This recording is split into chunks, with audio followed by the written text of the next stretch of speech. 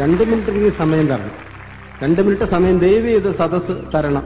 ആദ്യം സംസാരിക്കേണ്ടതാണ്. എനിക്ക് ആങ്കറിംഗ് അവതാരികമാർ അതിനുള്ള അനുമതി നിഷേധിച്ചുകൊണ്ടല്ല, സംസാരിക്കാൻ പറയാത്തതുകൊണ്ടാണ് സംസാരിക്കാത്തത്.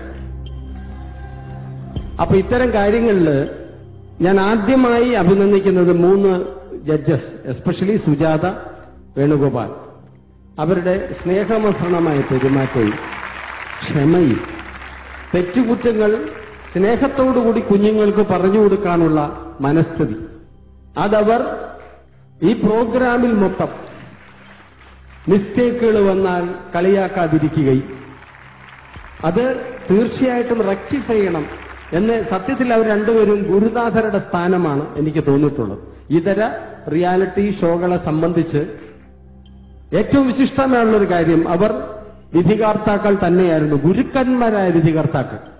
അല്ലാതെ മത്സരത്തിലുള്ള പാളിച്ച കൊണ്ട് ഇച്ചിരി അബദ്ധങ്ങൾ പറ്റിയാൽ